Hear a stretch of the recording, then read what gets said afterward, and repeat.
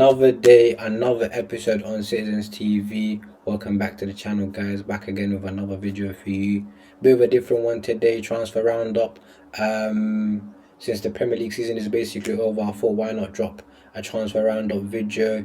Talk about all the news circling around, all the potential ins and outs. There's been a lot of news popping off lately about transfers, and I thought I'd give my thoughts on them. By the way, I'm still very rusty. It's currently 8 a.m. in the morning at the time of recording. Literally just woke up. About to head out to the gym in a bit. Usually, my days on Friday are usually kind of quiet. Don't really have too much to do. So yeah, wake up, I go to the gym, and then come back. Maybe go play some football later with my boys. But before I head out, I thought, why not drop a quick video and talk about what's been going on around City. So yeah, I don't think there's been too many shockers in terms of transfers, to be honest. I think ones that we've kind of expected, but also one that we didn't expect that came out with the Alvarez one. But first, I think we should start off with the Gundo one, because the Gundo one, to be honest, I always had a feeling that he might leave at the end of the season. Free agent, free transfer. Listen, for what he's done for this club, for what he's achieved, and he's been our captain. So from everything he's done and his leadership skills and his big moments and his carry jobs, all everything he's done for the club, I can't thank him enough for that. And if he does decide to leave at the end of the season, listen, I wish him well. I wish him all the best wherever he ends up. But please, please, please, Gundo, do not go to Arsenal, because I'm sick and tired of that club taking our players, man. Like, we've given them their manager, we've given them their striker, we've given them their left back, we've built their whole squad, and now they're gonna take our captain. So obviously he's gonna be a free agent, so we don't really have a say in where he goes. We can only ask him to extend his contract, or that's it. We can't really tell him, we don't want to sell you to Arsenal, because he's a free agent. He can pick wherever club he wants to go to, wherever club offers him the best money and the best project and whatever. So he's in the driving seat, he's in the power seat. You know what I'm saying? He's got all the power right now. But like, obviously David Ornstein, a very, very reliable source, tier 1 source, coming out and saying that there's concrete interest from Arsenal and Mikel Arteta to acquire the services of Ilkay Gundogan for the upcoming season, get him on a free deal. Obviously they've just lost Granit Xhaka, who I believe is going to Bayer Leverkusen. They've just lost him. And they're obviously looking to replace him. They're obviously looking for that same type of profile of player. And to be honest, the two players are kind of similar, although Gundo is better, and it'll be a great addition for Arsenal. It brings experience, it brings ability, he brings leadership. He's the whole package.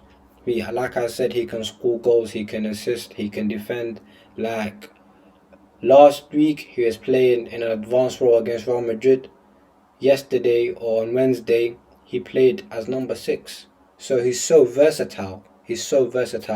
What a player, and what a signing that would be for Arsenal. Especially if they also land Declan Rice, who they're heavily linked to.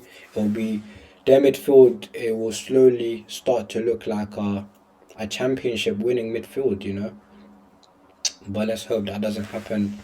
And listen, from our side of things, reports are coming out and saying that Gundo himself is still very much in love with the club and wants to continue. The only issue that so he basically he's basically willing to extend his contract with City. The only issue is that City are not offering him what he wants. He wants a 2-year deal. With a little bit of a pay rise and everything, all of that. And in my opinion, he deserves it. And if he wants a 3-year deal, give it to him, because that profile of player, he's in his prime. Well, he's kind of declining a little bit. What is he declining? I say declining because of his age, but he's still going strong and he's still putting up excellent performances. Um, and like I said, yeah, the only issue is that he wants the 2-year deal. See, are only offering him a 1-year deal, and to be honest, they should just give him the 2-year deal for everything he's done for the club. He single-handedly carried us to the 2021, the first of the three-peat, the first title of it, when De Bruyne got injured. He was our top scorer in the Premier League, led us to the Premier League title. Last year against Aston Villa, comes on. Imagine Gundogan not starting. He didn't start that game. Came on and changed the game for us and won us the game against Aston Villa, last game of the season. Another title, another Premier title he's been directly involved in. And this season, title race Gundogan. I don't even need to talk about that. The last 3 weeks, last 3 or 4 games, when it's crunch time, when big players step up for big moments. That's what I was telling Aziz in the previous episode about Jesus. He does not step up, Jesus was on that pitch last season against Aston Villa. Yeah, people think they have an agenda against Jesus. I don't have an agenda against him. I've just seen him for 5 seasons at City. He's a good player, but he's not a big game player. He was on the pitch against Aston Villa. I remember Cancelo was creating so many chances, De Bruyne was creating so many chances for him, and he was missing them. The moment Gundogan comes in, he steps up, he scores 2 goals. He gets 2 chances, scores 2 of them. And it's not to do with, yes, with ability and finishing, but it's also to do with character and leadership and, being a big moment player. So, Gundogan, I really hope that he extends his contract. And listen, the reports that have been coming out are positive. Even David Ornstein says that there's been fresh attempts from Manchester City to tie him down, and Manchester City are now willing to give him the 2-year contract. So, that's positive news, that's great news. So, yeah, in my opinion, I think he'll stay. I think he'll extend the contract, and I think Pep will keep him around next season for the 2 seasons. If you remember, that's what he did with Fernandinho. Fernandinho asked to leave, and Pep managed to convince him to stay for 1 more season or 2 more seasons to keep him as a figure, as a experienced figure around the dressing room, because you need that. You can't just have talented and young players. You need to have big experienced players that can come in and play a part. So I think he'll stay. I think he'll extend his contract. Moving on to the other hot news about Julian Alvarez being linked to Bayern Munich. Big bombshell that just dropped. Bayern Munich currently hold a very, very strong interest in Julian Alvarez. Matteo Moretto, an Italian journalist, who he kind of broke the news for Haaland when Haaland first signed for City. He came out and said that Haaland to City is done, one of the first, even before Fabrizio. I remember till this day. So it's kind of a trusted source.